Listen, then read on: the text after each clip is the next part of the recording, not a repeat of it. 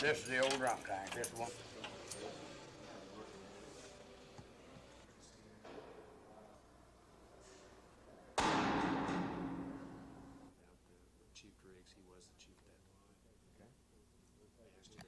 We've taken a group of citizens comprised of educators, people with experience and training and alcohol abuse, and law enforcement personnel to try to focus upon the special problems that we have when encountering individuals that are placed or in custody or individuals that are detained.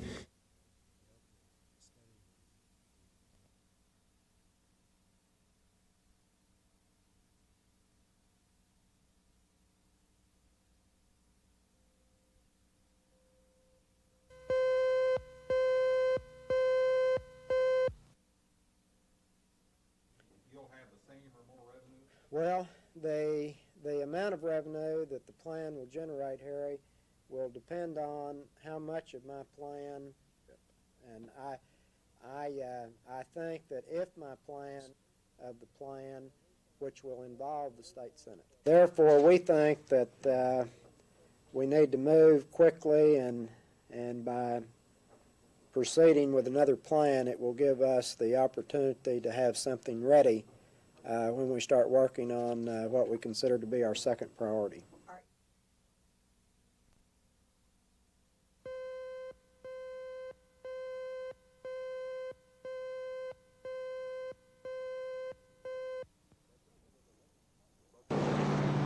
Because of a delay in Congress, the Oklahoma Transportation Department is out $60 million for the time being. The feds owe the state $30 million for interstate construction projects and another $30 million for construction areas not yet designated. The congressional slowdown has held up $5.5 billion nationwide, and Oklahoma highway officials say the consumer will suffer in the long run.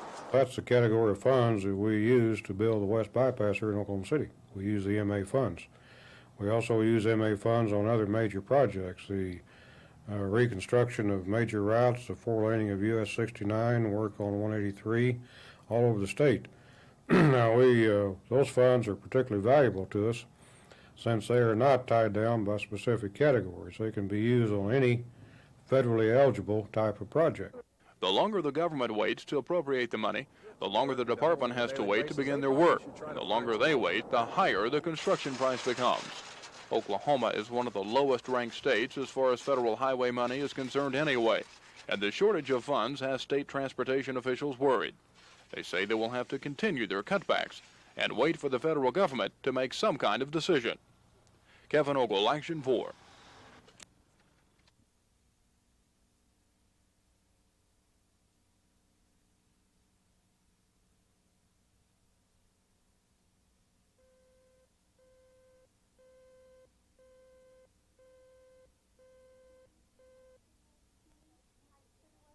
Okay, do you know how your sugar was this morning? Was it negative? Yeah. That's good. When Bud Redwine left the hospital last October, his doctors were skeptical. They said he'd be back in a couple of weeks. He suffers from acute emphysema and requires constant attention. His health has improved immensely since he's been at home, just from the atmosphere. It does something for him. It's very positive when they're able to leave the hospital and come home. But it hasn't been easy. It requires a lot of commitment both on the part of the patient and the family. Bud's wife works full-time, but it's important that someone is there to take care of Bud. That means prepare his meals, his medicine, and give him these aerosol breathing treatments every 4 hours. Home health services are covered by some insurance plans. Medicaid allows limited amounts of home health care, and there's a study going on right now to determine just how cost-effective it is. There's no question about its psychological impact. Just like all coming in out of the rain, might say. When you come home, you just feel better.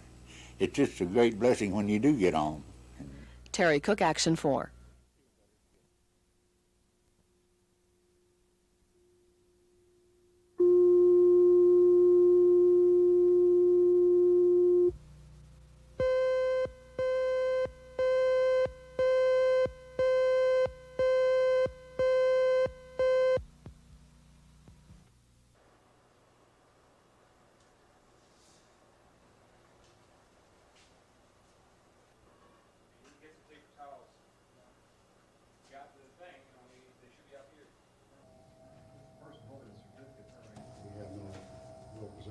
This is a tremendous improvement, though. You're going to have someone in that kitchen at all times that is certified in food handling, and that's going to make a lot of difference. I'd say his reputation's on the line. He handles his food right, or he loses his certificate, and maybe he doesn't get to work in the restaurant business anymore.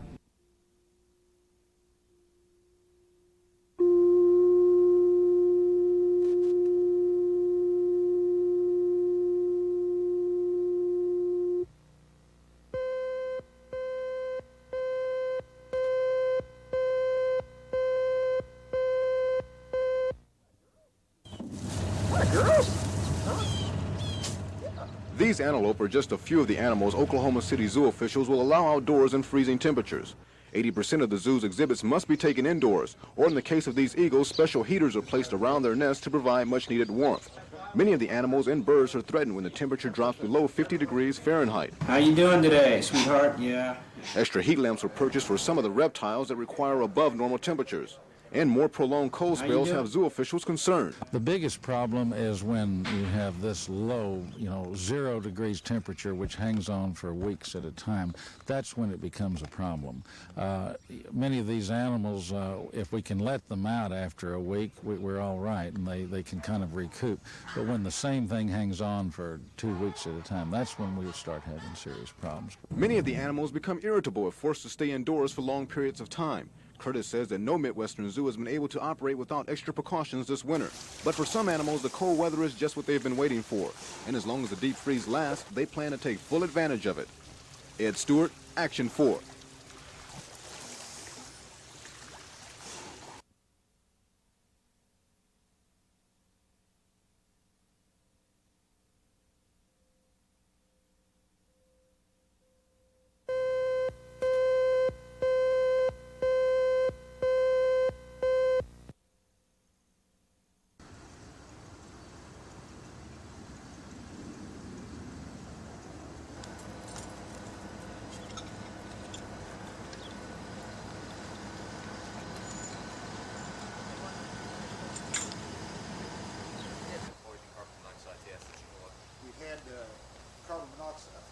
Yesterday, after the first incident, a flue was repaired in an exhaust of an upstairs heater, which was believed to have been the cause of yesterday's carbon monoxide poisoning.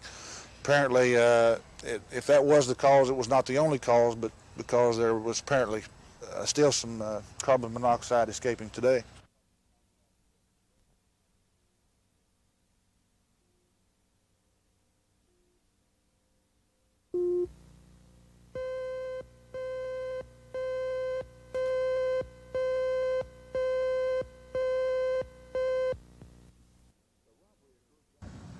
The robbery occurred yesterday afternoon around 2:30, and now the FBI believes there may have been 4 to 5 people involved in the robbery and getaway. 2 suspects, a man and a woman, were captured last night around 9:15 in northwest Oklahoma City. Lloyd Orville Paler and Johnny K. Farah were apprehended at this apartment complex. They were charged this morning in federal court. The FBI recovered about 30% of the money stolen. Officials tracked the 2 down after finding the getaway vehicle abandoned at Southwest 31st and May. These pictures were taken at the time of the robbery by bank cameras. Officials believe one of the suspects was disguised as a woman and is still at large. No one was injured during the incident, but one customer in the building at the time of the robbery chased the suspects for blocks before losing them. The FBI is continuing the investigation into the holdup and hope to make at least 2 more arrests. Kevin Ogle, Action 4.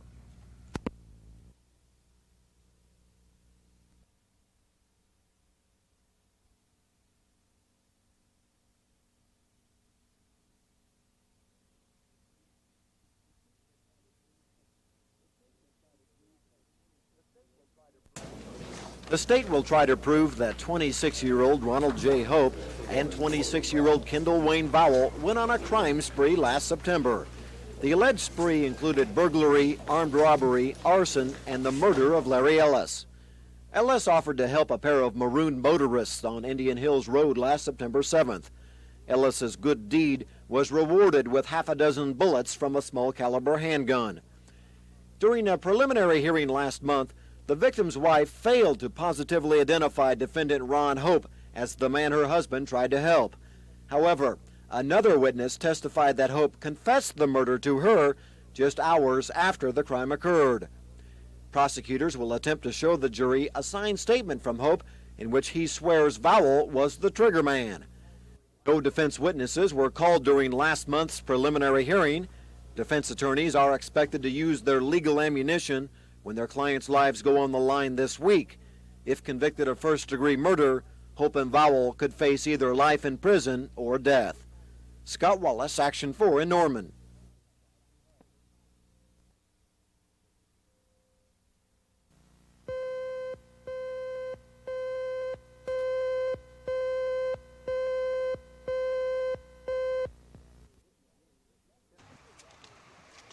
Convicted robber Ricky Green left his prison hospital bed for his day in court.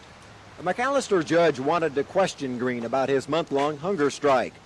During a court hearing last week, Green had refused to explain his reason for wanting to starve himself to death. 4 prison guards prevented Green from discussing his hunger strike with reporters. Where I can say it, I'd like to speak on the mistreatment.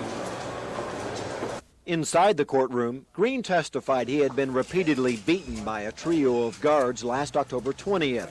He claimed one guard cut him across the nose with a knife. Green says he passed a polygraph test concerning the incident. State prison officials refused to comment on the allegation, saying an investigation into the incident is continuing. A prison doctor testified that Green offered no resistance when force-fed last Thursday. He said Green had voluntarily taken fluid since then and had gained 8 pounds. The district attorney argued that the state needed the authority to continue force-feeding Green. He cited court decisions that said an inmate's right to privacy does not include the right to commit suicide.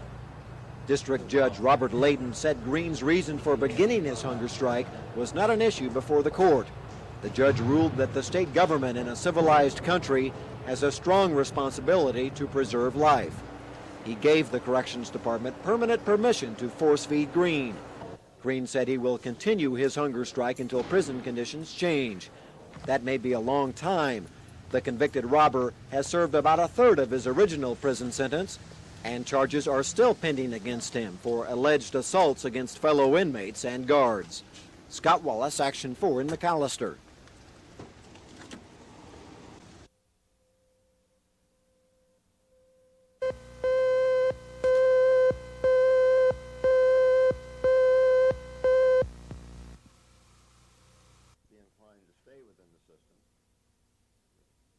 I do not think we will have the sort of an attorney general. Wild dreams of a Star Wars approach. Soviet misdeeds combined with saber-rattling and name-calling by Ronald Reagan caused such a deterioration in Soviet-American relations that I see no prospect of meaningful arms control agreements during this final year of Ronald Reagan in the White House.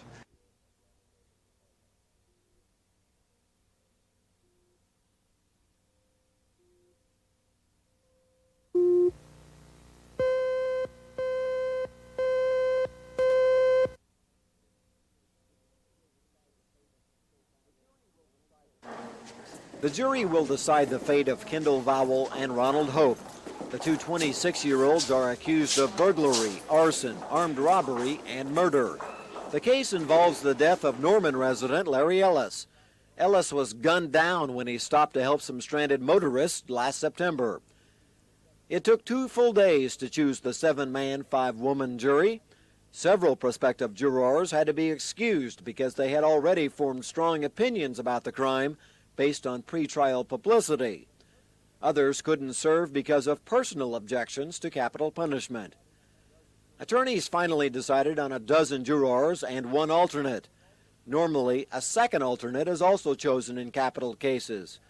But the lawyers could not decide on a second alternate out of the 60 prospects. Following opening arguments, the state is expected to detail the sequence of events which led up to the cold-blooded murder of a Good Samaritan. The lengthy jury selection process may be a good indicator of how long this trial will last. The state plans to call up to 40 witnesses and to present up to 40 pieces of evidence. And of course, each defense attorney will want ample time to refute that evidence. Scott Wallace, Action 4 in Norman.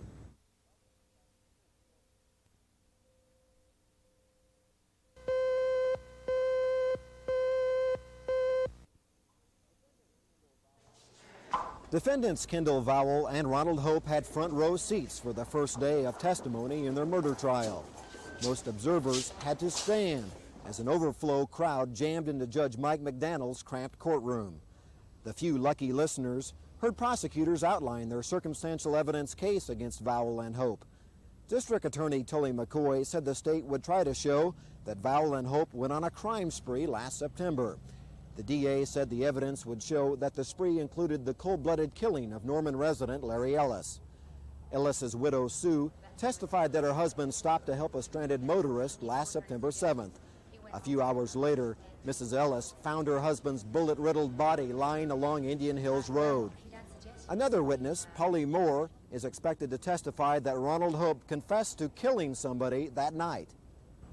Attorneys for both Vowell and Hope admit their clients were present when Larry Ellis was gunned down, but Vowell claims Hope was the trigger man, and Hope claims Vowell was the shooter. It'll be up to this jury to decide whom to believe and how much responsibility the accomplice must accept for the killer's actions. Scott Wallace, Action 4 in Norman.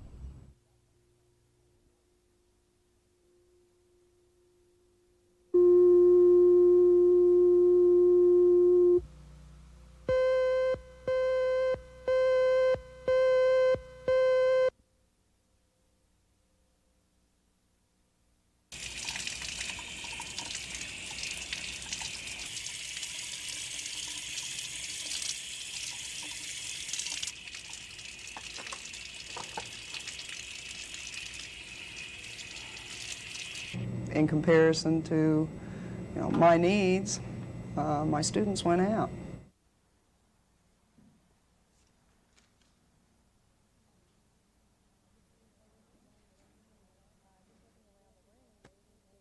Just looking around the room in here, you can see a lot of my own money. The bulletin board paper, that's supplied by me. All of the decoration, the many travel posters, those are all mine. Most of the books, most of the ditto books I use, colored pencils, things like this. These are all things that I have personally bought myself.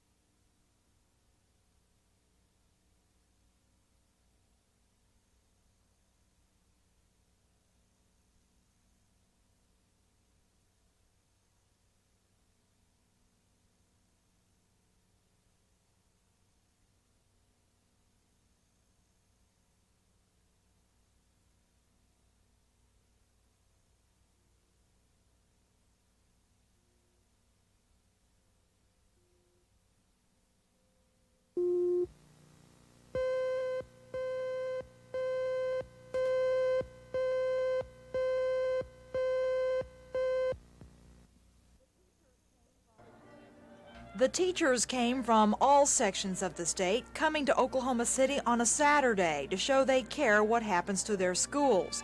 They said it wasn't an increase in their salaries they were after, but quality education for the children.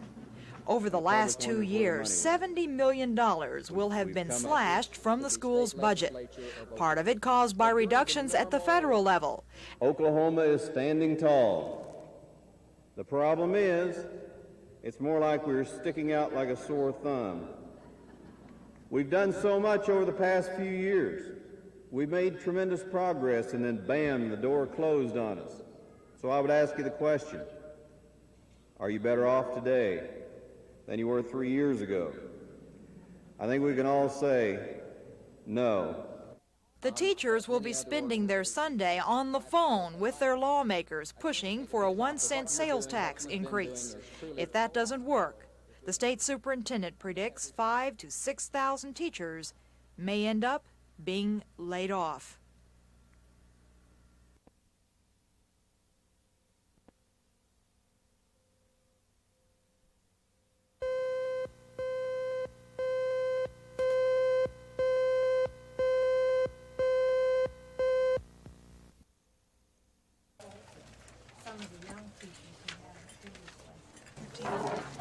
Sure.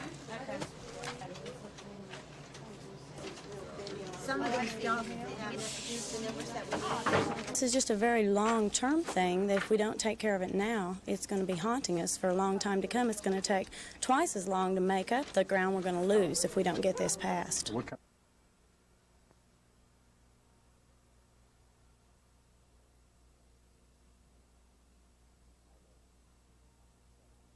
I don't understand why we should be looking at a long-range tax proposal in view of the reform plans of the governor and his commission. I think they should have an opportunity to take a look at that and then deal with it after they've met.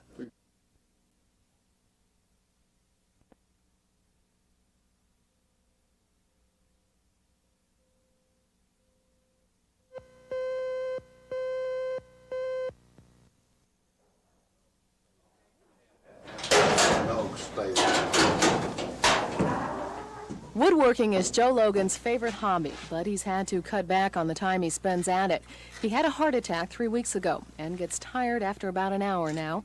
He used to spend 4 hours a day in his backyard shop, but Joe considers himself a lucky man. A blood clot lodged in his artery 3 weeks ago. It could have killed him. Streptokinase helped save his life. Well, I was over in state capitol and started having chest pains. I was dreading that cracking your chest and putting pacemakers and all that stuff in. This way I didn't have any pain whatsoever. That's because Joe was given streptokinase as soon as his doctor determined that the cause of his heart attack was a blood clot. Streptokinase is the strongest clot dissolver on the market. Mr. Logan had an artery that was 99% blocked by coronary artery disease and developed a clot in the center of that blockage so that all blood flow stopped. We put a catheter into that artery and dissolved the blood clot with streptokinase. Streptokinase does work as indicated by Joe's EKG reading today. He has no heart damage, no scar tissue from the attack. But streptokinase is only a temporary solution. The underlying problem, in this case collapsing arteries, must be addressed within a week of the time that drug is first administered. 80% of the patients who receive streptokinase avoid heart damage and then have time to take care of the underlying problem, like Joe Logan. Terry Cook, Action 4.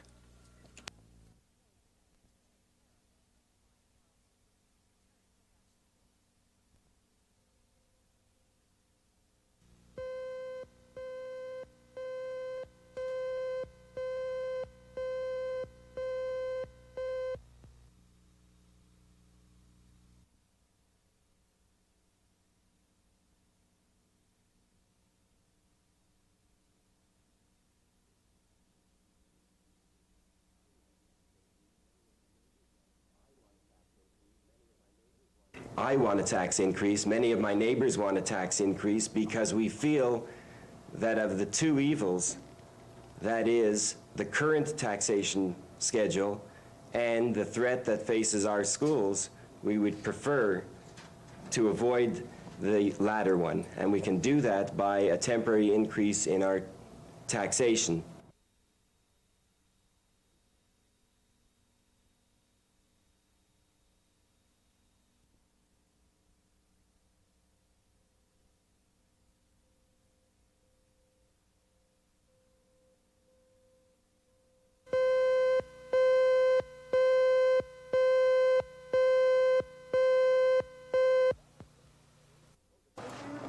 Vowell blamed the murder on co-defendant Ronald Hope. During cross-examination, Hope's attorney grilled Vowell about his testimony. Hope's attorney asked Vowell, "Isn't the reason you remember the 6 shots that killed Larry Ellis because you were the one firing the revolver?" Vowell answered, "No, I wasn't." Hope's attorney then asked Vowell, "Did Mr. Ellis grab your arm as you were shooting him?" Vowell replied, "He wasn't alive to grab my arm at any time when I seen him." Vowell's attorney then called a string of character witnesses to give the jury an insight into the defendant's personality.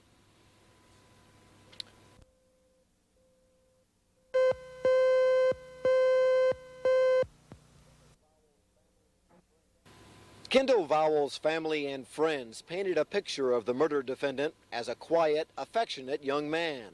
All of the defense character witnesses said Vowell had a temper, but he would not fight unless provoked.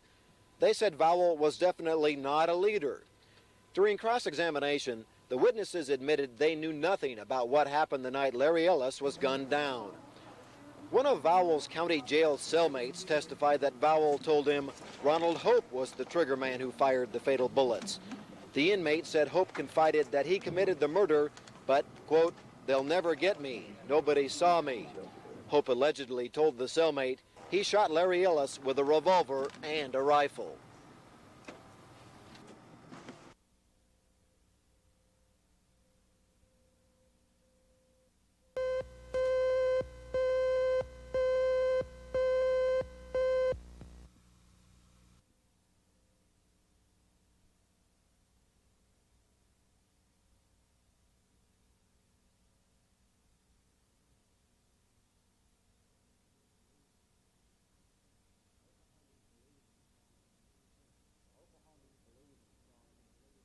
Now, Oklahomans believe in a strong national defense, but they are going to find it hard to believe that we need to spend approximately $1 billion a day on our national defense at the same time that we're cutting programs for education to the handicapped, Meal on Wheels to the elderly, and other vital programs such as Head Start for children. I think that Oklahomans are going to try to decide on their priorities, and hopefully those priorities will be balanced.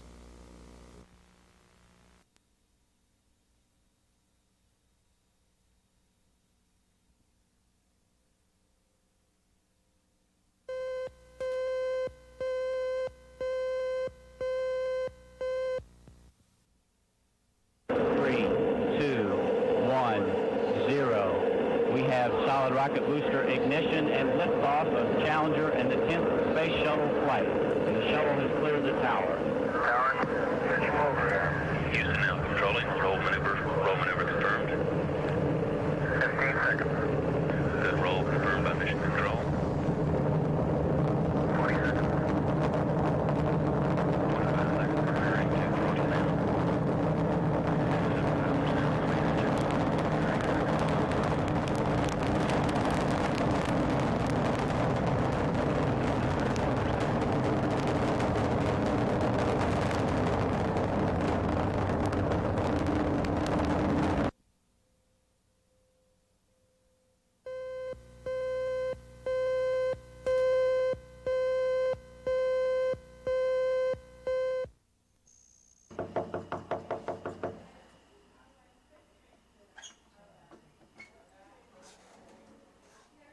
Oklahoma has 53 delegates to the National Convention. We're going to work very hard to get as many as possible. Whatever number we get out of Oklahoma will be an indication that people in Oklahoma support Reverend Jackson's campaign, and we think it's going to be a significant factor in the Democratic Convention.